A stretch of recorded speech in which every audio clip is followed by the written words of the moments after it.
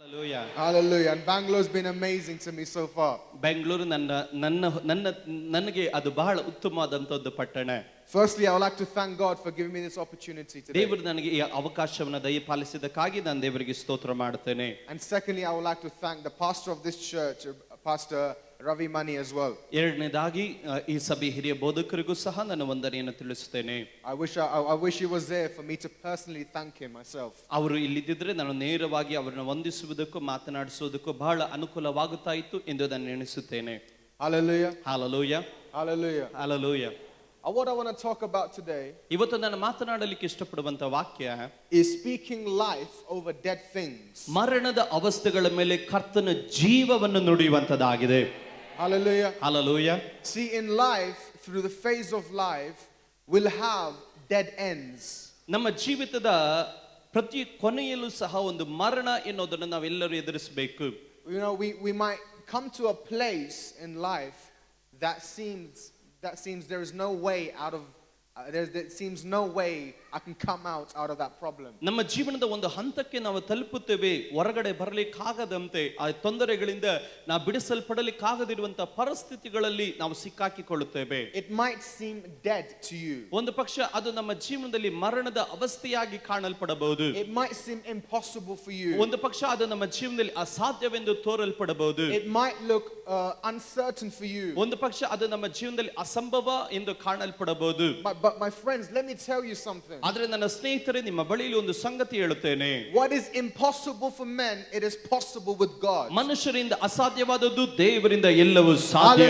Hallelujah. Hallelujah. See, we've seen in the Gospels Jesus doing unnatural things. ನಾವು ಸುವಾರ್ತೆಗಳಲ್ಲಿ ನಾವು ಗಮನಿಸಿದಾಗ ಅಸ್ವಾಭಾವಿಕವಾದಂತ ಕಾರ್ಯಗಳನ್ನು ದೇವರು ಸತ್ಯವೇದ ಗ್ರಂಥದಲ್ಲಿ ಮಾಡಿದ್ದನ್ನು ನಾವು ಗಮನಿಸಬಹುದು. He has done things that science would contradict. ಅಲ್ಲಿ ನಾವು ಯೇಸು ಸ್ವಾಮಿ ಮಾಡಿದಂತ ಕಾರ್ಯವನ್ನು ವಿಜ್ಞಾನವು ಅದು ಅಂಗೀಕರಿಸಲಿಕ್ಕೂ ಸಾಧ್ಯವಾಗದಂತ ಸಂಗತಿಗಳಾಗಿದ್ದವು. Like making the blind see. ಒಂದು ಪಕ್ಷ ಉದಾಹರಣೆಯಾಗಿ ಕುರುಡನನ್ನ ಕಾಣತಕ್ಕಂತೆ ಮಾಡುವಂತದ್ದು, or making the deaf hear. ಒಂದು ಪಕ್ಷ ಕಿವುಡನನ್ನ ಕೇಳತಕ್ಕಂತೆ ಮಾಡುವಂತದ್ದು, or making the mute speak. ಮೂಕನನ್ನ ಮಾತನಾಡುವಂತೆ ಮಾಡುವಂತದ್ದು, cleaning leprosy, ಕುಷ್ಠ ರೋಗಗಳನ್ನು ಶುದ್ಧ ಮಾಡುವಂತದ್ದು, and even raising the dead. ಅದು ಮಾತ್ರವಲ್ಲದೆ ಸತ್ತವರನ್ನ ಎಬ್ಬಿಸುವಂತದ್ದು. All of this, ಇವೆಲ್ಲವೂ, you know, if you take a dead body to a doctor, ನಾವು ಒಂದು ಸತ್ತ ಶವವನ್ನ ವೈದ್ಯರ ಬಳಿಯಲ್ಲಿ ಕೊಂಡೊಯ್ದಾಗ the doctor will take off his stethoscope and he say, I'm sorry, I can't do anything about this. ವೈದ್ಯನು ತನ್ನ stethoscope ಅನ್ನು ತೆಗೆದು ಆತನು ಹೇಳುತ್ತಾನೆ, ನಾನು ಏನು ಮಾಡಲಿಕ್ಕೆ ಆಗೋದಿಲ್ಲ, ದಯವಿಟ್ಟು ಕ್ಷಮಿಸಿಬಿಡಿ ಎಂದು. It's impossible for man. ಅದು ಮನುಷ್ಯನಿಗೆ ಅಸಾಧ್ಯವಾದದ್ದು. But what is impossible for man, it is possible with God. ಮನುಷ್ಯನಿಂದ ಅಸಾಧ್ಯವಾದದ್ದು ದೇವರಿಂದ ಸಕಲವು ಸಾಧ್ಯ. Hallelujah. Hallelujah. Well, through our natural eyes, we see that how can I raise the dead body? ನಾವು ನೈಸರ್ಗಿಕವಾದಂತ ಕಣ್ಣುಗಳಲ್ಲಿ ನಾವು ನೋಡಿದಾಗ ಯಾವ ರೀತಿ ಒಂದು ಸತ್ತ ಶವವನ್ನು ನಾವು ಎಬ್ಬಿಸಲಿಕ್ಕೆ ಸಾಧ್ಯ ಎಂದು. But when you put a supernatural lens of Christ, you will see what God sees. ಆದ್ರೆ ಅಮಾನುಷಿಕವಾದಂತ ನಂಬಿಕೆ ಎನ್ನುವಂತ ಕ್ರಿಸ್ತನ ಆ ಗಾಜನ್ನ ನಮ್ಮ ಕಣ್ಣುಗಳಲ್ಲಿ ನಾವು ಹಾಕಿಕೊಂಡಾಗ ಕಾಣಲ್ಪಡದಿರುವುದನ್ನ ನಾವು ಕಾಣಲಿಕ್ಕೆ ಸಾಧ್ಯವಾಗುತ್ತದೆ. Hallelujah. Hallelujah. The Bible says that signs and wonders follow those who believe. ದೇವರ ವಾಕ್ಯ ಹೇಳ್ತದೆ, ನಂಬುವವರನ್ನ ಅದ್ಭುತ ಮತ್ತು ಸೂಚಕ ಕಾರ್ಯಗಳು ಹಿಂಬಾಲಿಸುತ್ತದೆ ಎಂದು. Let me ask you a question today. ಇವತ್ತು ನಿಮ್ಮ ಬಳಿಯಲ್ಲಿ ಒಂದು ಪ್ರಶ್ನೆಯನ್ನು ಕೇಳುತ್ತೇನೆ. Are you a believer who believes? ಇವತ್ತು ನಂಬುವಂತ ವಿಶ್ವಾಸಿಗಳು ನೀವಾಗಿದ್ದೀರಾ? Are you a believer? ನಾನು ಕೇಳದೆ ನೀವೊಂದು ವಿಶ್ವಾಸಿಗಳ? Or are you just a believer for name's sake? Or do you really believe what you believe? ಹೆಸರಿಗೆ ಮಾತ್ರ ವಿಶ್ವಾಸಿಗಳ ಅಥವಾ ನಂಬುತ್ತಾ ವಿಶ್ವಾಸಿಗಳ ನೀವು? Hallelujah. Hallelujah. So Bible says signs and wonders will follow those who believe. ದೇವರ ವಾಕ್ಯ ಹೇಳ್ತದೆ, ನಂಬುವವರನ್ನ ಅದ್ಭುತ ಮತ್ತು ಸೂಚಕ ಕಾರ್ಯಗಳು ಹಿಂಬಾಲಿಸುತ್ತದೆ ಎಂದು ನಾವು ಗಮನಿಸುತ್ತೇವೆ. The criteria to see supernatural things is faith and belief. ನಮ್ಮ ಜೀವಿತದಲ್ಲಿ ಅಮಾನುಷಿಕವಾದಂತ ಸಂಗತಿಗಳನ್ನು ನಾವು ಕಾಣತಕ್ಕಂತ ಉಳ್ಳಂತ ಮುಖಾಂತರವು ನಂಬಿಕೆ ಮಾತ್ರವಾಗಿರುತ್ತದೆ. Okay, I'm telling you to speak life over dead things in your life. ಇವತ್ತು ನಾನು ಹೇಳ್ತಾ ಇರೋದು ಸತ್ತಂತ ಅವಸ್ಥೆಗಳ ಮೇಲೆ, ಇವತ್ತು ನಿಮ್ಮ ಜೀವನದಲ್ಲಿ ಸತ್ತು ಹೋಗಿರುವಂತ ಪರಿಸ್ಥಿತಿಗಳ ಮೇಲೆ ಕರ್ತನ ಜೀವವನ್ನು ನೀವು ನುಡಿಯಿರಿ ಎಂದು. Hallelujah. But some people tend to say I'm weak. ಕೆಲವರು ಹೇಳ್ತಾರೆ ನಾನು ಬಲಹೀನನು, I'm not strong, ನಾನು ಬಲಿಷ್ಠನಲ್ಲ, I am not godly, ನಾನು ಭಕ್ತನಲ್ಲ, I don't read my Bible ನಾನು every day, ಪ್ರತಿದಿನ ನಾನು ದೇವರ ವಾಕ್ಯ ಓದಲ್ಲ, I don't spend time with God. ದೇವರ ಬಳಿಯಲ್ಲಿ ಸಮಯವನ್ನು ನಾನು ಕಳೆಯಲ್ಲ. Can I tell you something, my friends? ಇವತ್ತು ಸ್ನೇಹಿತರೆ ನಿಮ್ಮ ಬಳಿಯಲ್ಲಿ ಒಂದು ಸಂಗತಿ ಹೇಳುತ್ತೇನೆ. Can I remind you your identity? ಇವತ್ತು ನಿಮ್ಮ ಗುರುತು ಏನು ಎನ್ನುವುದನ್ನು ನಾನು ನಿಮಗೆ ನೆನಪಿಸುತ್ತೇನೆ. If I would like to take you to a scripture. ನಿಮ್ಮನ್ನ ಒಂದು ವಾಕ್ಯದ ಕಡೆ ನಾನು ಕೊಂಡೊಯ್ಯಲಿಕ್ಕಾಗಿ ನಾನು ಬಯಸುತ್ತೇನೆ. In the book of Genesis chapter 1, ಆದಿಕಾಂಡ 1ನೇ ಅಧ್ಯಾಯ verses 27. 27ನೇ ವಾಕ್ಯ. Okay, it says, so God created man in his own image. ಹೀಗೆ ದೇವರು ಮನುಷ್ಯನನ್ನ ತನ್ನ ಸ್ವರೂಪದಲ್ಲಿ ಉಂಟು ಮಾಡಿದನು. Okay, Genesis 1:27. God created man in his own image. ಹೀಗೆ ದೇವರು ಮನುಷ್ಯನನ್ನು ತನ್ನ ಸ್ವರೂಪದಲ್ಲಿ ಉಂಟು ಮಾಡಿದನು. So God looked in the mirror and he said, let me make an exact replica of me. ದೇವರು ತಾನು ಗಾಜಿನಲ್ಲಿ ದೇವರು ಕನ್ನಡಿಯಲ್ಲಿ ತನ್ನನ್ನು ನೋಡಿಕೊಂಡು ದೇವರು ತಾನು ಈ ರೀತಿ ಹೇಳಿದನು, ನನ್ನ ಸ್ವರೂಪದಲ್ಲಿ ನನ್ನ ಹಾಗೆ ಒಂದು ಮನುಷ್ಯನನ್ನ ನಾನು ಉಂಟು ಮಾಡೋಣ ಎಂದು. Hallelujah. Hallelujah. We are made in the image of God. ನಾವು ದೇವರ ಸ್ವರೂಪದಲ್ಲಿ ನಾವು ಉಂಟು ಮಾಡಲ್ಪಟ್ಟವರು. Okay, for example, I have a biological father. ನನಗೆ ನನ್ನ ಜೀವನದಲ್ಲಿ ಶಾರೀರಿಕವಾದಂತ ತಂದೆ ಇದ್ದಾರೆ. Okay, and of course right now he's in London.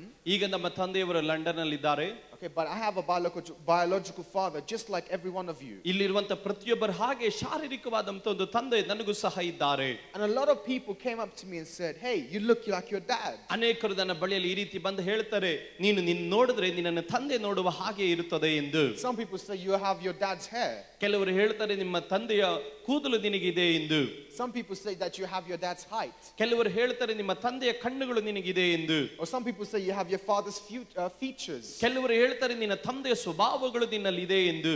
Okay, if I have the features of my biological father, how much more must I have features from my heavenly father? ಇವತ್ತು ನನ್ನ ಶಾರೀರಿಕವಾದಂತ ತಂದೆಯ ಗುಣಲಕ್ಷಣಗಳು ನನ್ನ ಜೀವನದಲ್ಲಿ ಕಾಣಲ್ಪಡುವುದಾದರೆ, ಹಾಗಾದ್ರೆ ದೇವರ ಮಕ್ಕಳಾಗಿರುವಂತ ನಮ್ಮ ಜೀವನದಲ್ಲಿ ಪರಲೋಕ ರಾಜ್ಯದ ದೇವರ ಗುಣಲಕ್ಷಣಗಳು ಎಷ್ಟು ನಮ್ಮ ಜೀವನದಲ್ಲಿ ಕಾಣಲ್ಪಡೋದು ಅವಶ್ಯಕತೆಯಾಗಿರುತ್ತದೆ. My friends, your identity is children of God. ಇವತ್ತು ದೇವರ ಮಕ್ಕಳೇ, ನಿಮ್ಮ ಗುರುತು ಎನ್ನುವುದೇ ನೀವು ದೇವರ ಮಕ್ಕಳು. I am a son of God. ನಾನು ದೇವರ ಮಗು. You are a daughter of God. ನೀವು ದೇವರ ಮಗಳಾಗಿದ್ದೀರಾ. You're not a servant. ನೀವು ದಾಸರಲ್ಲ. People call me man of God, you're a servant of God. ಕೆಲವರು ನನ್ನನ್ನು ಕರೀತಾರೆ, ನೀನು ದೇವರ ಮನುಷ್ಯನು, ನೀನು ದೇವರ ದಾಸನು ಎಂದು. But I don't completely agree when he says I'm a servant. ನನ್ನನ್ನು ದಾಸನು ಎಂದು ಕರೆದಾಗ ನಾನು ಅದನ್ನು ಒಪ್ಪಿಕೊಳ್ಳುವುದಿಲ್ಲ. I am a son of God. ನಾನು ದೇವರ ಮಗನು, who loves to serve. ದೇವರನ್ನ ಸೇವೆ ಮಾಡುವುದಕ್ಕಾಗಿ ಬಯಸುವವನು. Okay, I'm not a servant. ನಾನು ದಾಸನಲ್ಲ. I am a son. My identity is a son. And I love to serve. ನಾನು ಮಗನಾಗಿದ್ದರೆ ನನ್ನ ಗುರುತು ದೇವರ ಮಗನೆನ್ನುವುದು, ಕರ್ತನನ್ನ ಮಗನಾಗಿ ನಾನು ಸೇವಿಸುವುದು ನನ್ನ ಬಯಕೆ ಆಗಿರುತ್ತದೆ. Hallelujah. Hallelujah. Jesus did not come to be served, but he came to serve. ಯೇಸು ಸ್ವಾಮಿ ಸೇವೆ ಮಾಡಿಸಿಕೊಳ್ಳುವುದಕ್ಕಾಗಿ ಬರಲಿಲ್ಲ, ಯೇಸು ಕ್ರಿಸ್ತನು ಸೇವೆ ಮಾಡುವುದಕ್ಕೋಸ್ಕರವಾಗಿ ಬಂದನು.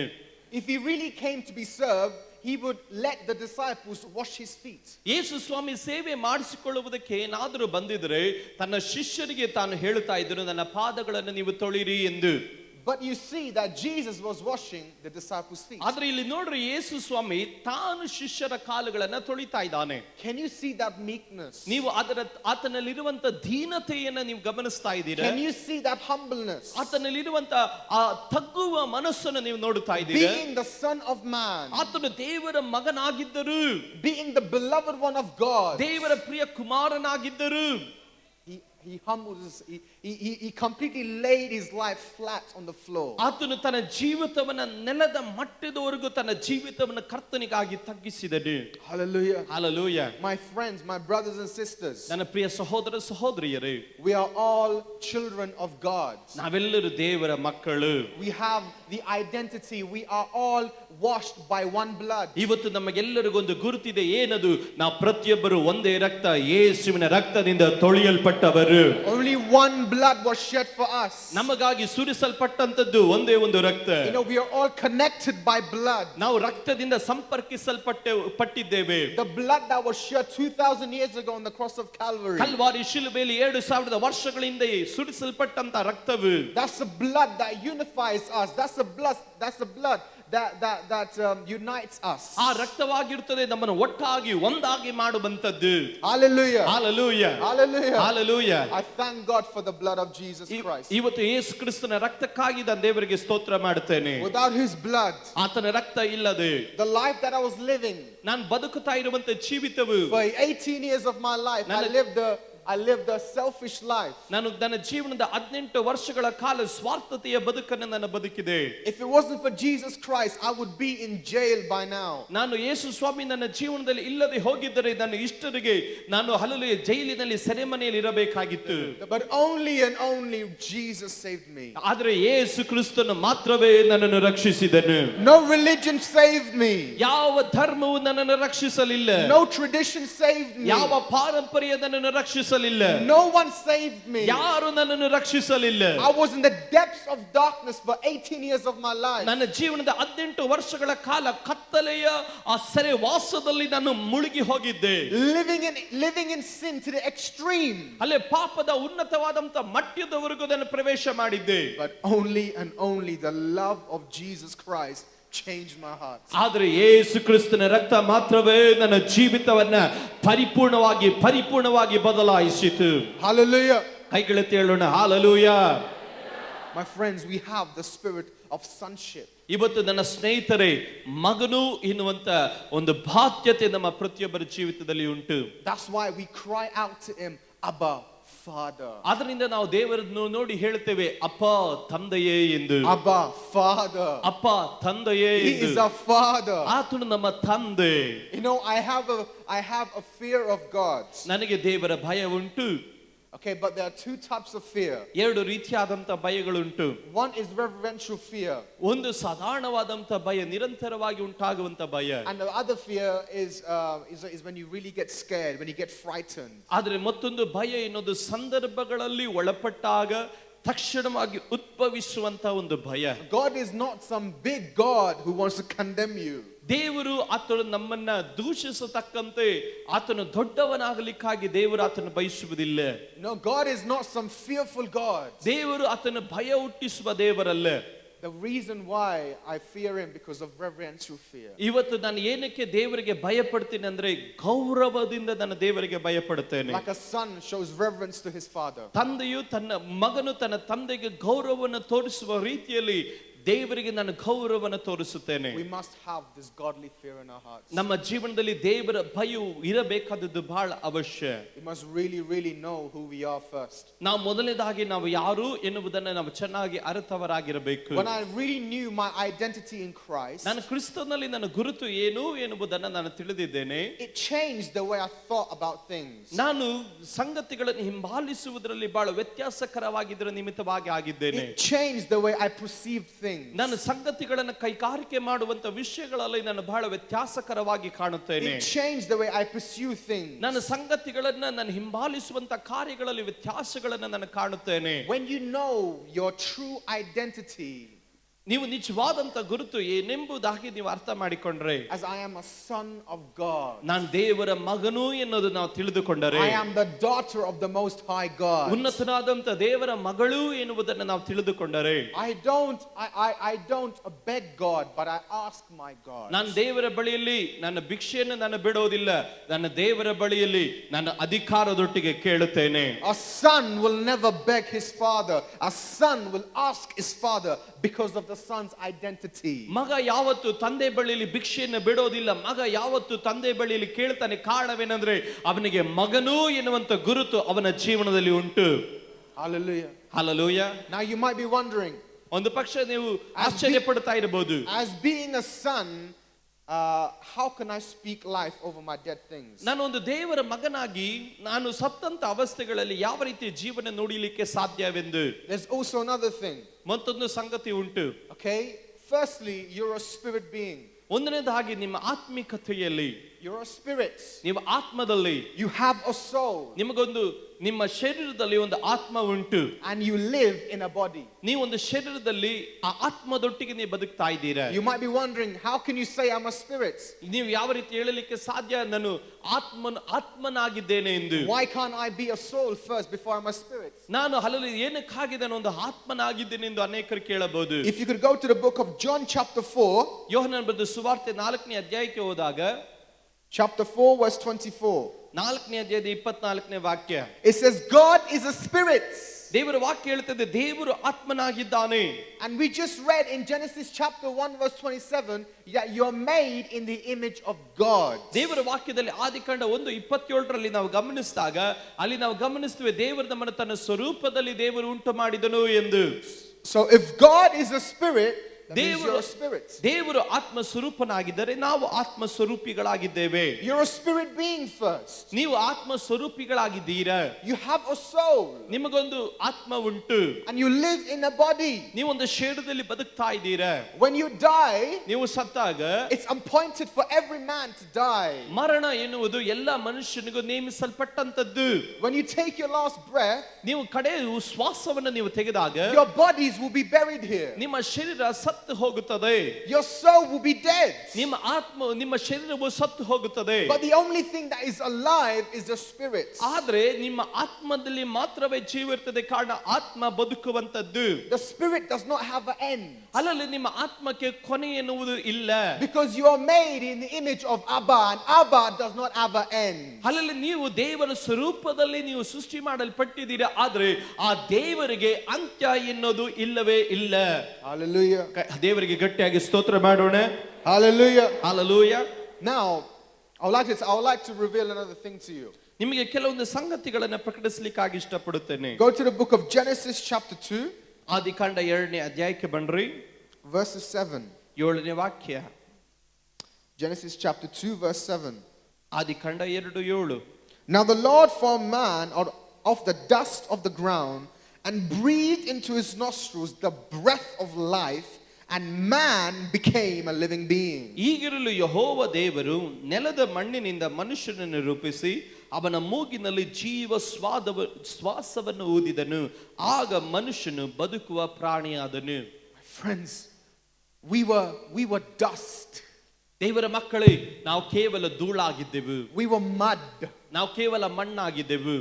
And God created this beautiful sculpture that looked like Adam. ದೇವರು ಆದಾಮನೆಂದು ಕಾಣಲ್ಪಡುವ ರೀತಿಯಲ್ಲಿ ಒಂದು ಉತ್ತಮವಾದಂತ ಶಿಲೆಯನ್ನು ಉಂಟು ಮಾಡಿದನು. We are all created by mud.